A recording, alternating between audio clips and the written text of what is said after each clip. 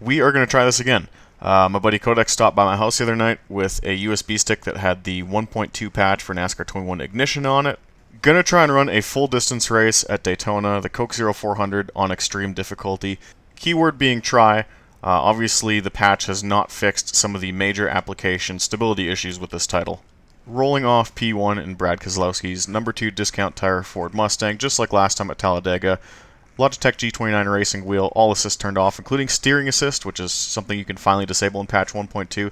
And right off the bat, we got an obvious problem. The AI is blowing the doors off me. I had to watch this clip several times to actually figure out what happened, but basically, like, when the AI hands control over to the player at the very start of the race, for whatever reason, it upshifted me from second to third. I didn't anticipate it to do that, so I myself also hit the upshift button right as this happened, because I saw, hey, as we're coming to the green, I'm pinging off the chip in second gear. I need to shift up to third.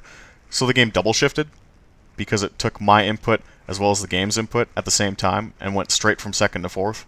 But at the end of the day, we are at a super speedway. It's not a big deal. I can use the draft to catch up. We're already there after a single lap. No harm, no foul, just kind of shitty. What isn't my fault, though, is what's occurring in my rearview mirror. Because the start order was randomized, the game put BJ McLeod way too high in the field, and similar to R Factor, each AI talent file has its own individual pace to kind of replicate, Kyle Larson versus BJ McLeod. Because of this, coupled with the shit AI overtaking and pathfinding logic, half of the field is now stuck behind BJ McLeod, unable to pass him, and the pack's been split into two, a lap and a half into the race. As I mentioned in my last video on this game where we just did a simple race at Talladega, the ISI motor engine has several gremlins across every facet of the game, including AI behavior, that we hoped Motorsport Games would put the time, effort, and funding into ironing out. The product very clearly demonstrates that this didn't happen, and that they very obviously just threw the cars and tracks of the 2021 NASCAR Cup Series season into R Factor, disabled some hardcore elements such as the ability to drive under yellow and drive to your own pit stall, and called it a day. With that said, I've left the opening laps of this race in this video to kind of show that, hey, when nothing's falling apart and the game is generally working as it should, it really doesn't look too bad, it really doesn't play too bad. The unfortunate part is that around every single corner, there's a bug. Pay attention to the cars in front of me. Kyle Larson and then Chris Buescher here will start bouncing. What the fuck is that? How did nobody catch this and be like, yo, you need to look into why this is happening and probably fix it for release? Daytona is by far the most popular track in NASCAR. It's the birthplace of NASCAR. It's the track everyone's going to drive first when they boot up the game for the first time. And there's a fucking glitch where the cars bounce. Seeing this shit in this game really irritates me on a personal level because I'm going to let you in on a little secret. When SMS decided not to renew my contract under really strange and just weird circumstances I've already talked about extensively in other videos, within a week there was an opening for a position as a QA guy at Motorsport Games, and as you can imagine, I immediately applied.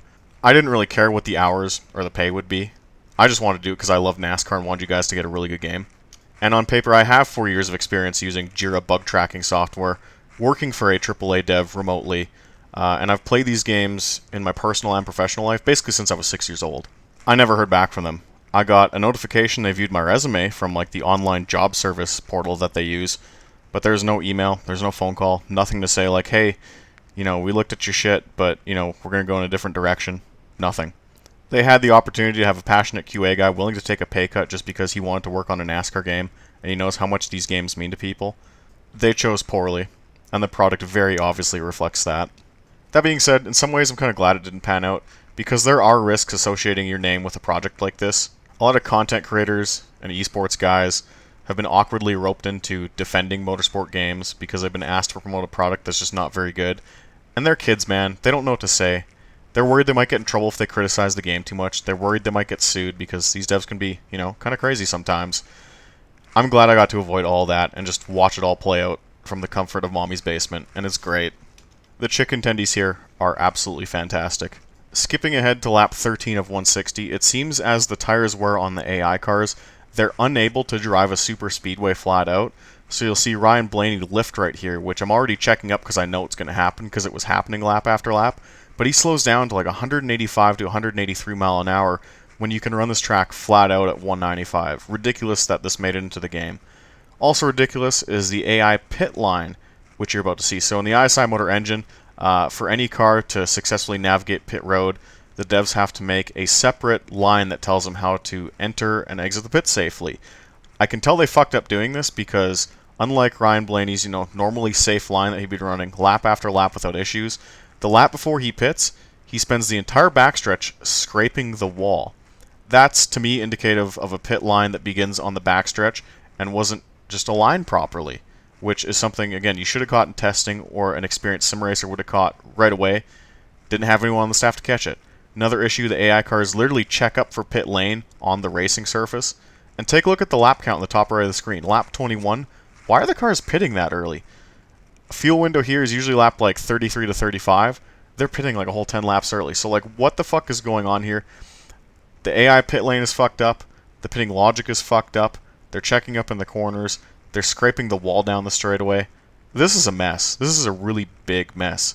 Another big mess happens when the stadium lighting activates. This is real. This is what Shadowplay picked up. The game chugged right as all the lights turned on, so the game can't gracefully handle, more light sources appearing in the game. This is really basic stuff that Unreal Engine should be able to handle. It can't. The game slows to a crawl on medium graphics, which I'm just doing for the frame rate. Insane. I will say, though, the lighting looks great. Bigger problems to worry about, though. I guess you really can run out of fuel in this game. I did receive a spotter call saying, hey, you're a bit low on gas, but unlike Build 1.0 or the release version 1.0 that shipped a few weeks ago that I played, there is no fuel light on the dash. I have no idea how much fucking fuel I have. The spotter could have been saying bullshit because the spotter in this game is broken. So, I really did run out of fuel and it worked as it should. So I just pushed the clutch in. I was lucky it happened in turn 3 and 4. I figured I would coast to pit road, drive in under 50 miles an hour so I didn't get a speeding penalty. The AI would take over, drive my car to the pit stall, put fuel in the car, on my way I would be. Apparently no one on the dev team considered that someone running out of gas and coasting to pit road would be a thing, even though it's quite common in real NASCAR. So when I got on a pit road and the AI took over my car, it didn't know what to do.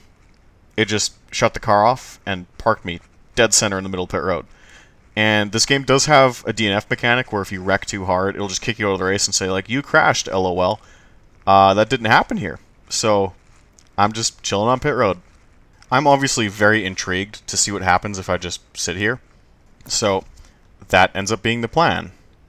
I'm rewarded for my adventure as Joey Logano enters the pits at, 140, 150, and he's 5 cars off his pit box.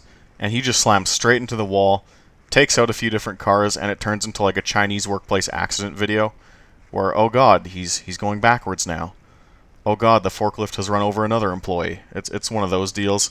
And the game makes no effort to rectify this by respawning him in the correct direction. Nothing. He's just left to his own devices, and he's just not having a good time. A couple days ago, I sat in on the Motorsport Games Q3 investors call. Because they're a publicly traded company, by law they have to make these available to the public, either in an archive format or broadcast live. They do both. I listened to their CEO, Dmitry Kozko, say that reception to this game is now majority positive.